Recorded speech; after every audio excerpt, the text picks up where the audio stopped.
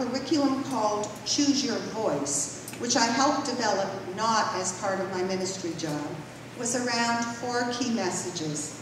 The first, and I offer it to you as lesson number 16, there is no such thing as an innocent bystander. You are part of the problem or part of the solution.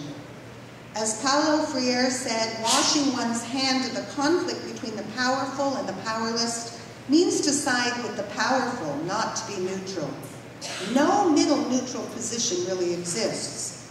Second, Canada has a rich heritage, which includes slavery, which flourished between 1629 and 1834, residential schools, which only finally closed down in 1996, the anti-Asian riot of 1907 in Vancouver, refusal to allow refuge to Hindu immigrants on the Komagatu Maru in 1914, the Christie Pitts riots in Toronto in 1933, and the denial of entry to Jewish refugees on the SS St. Louis in 1939.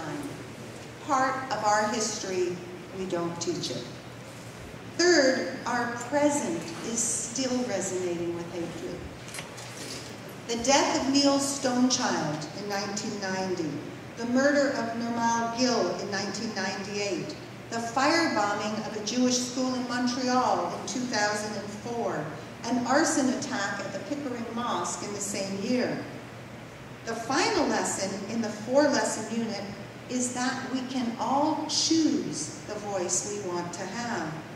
Harper Lee, in To Kill a Mockingbird, said, "I wanted you to see what real courage is, instead of getting the idea that courage is a man with a gun in his hand. It's when you know you're licked before you begin, but you begin anyway, and you see it through no matter what." A teacher asked me a very disturbing question one year at the end of my workshop on teaching the Holocaust. "I teach in a York Region school," she said.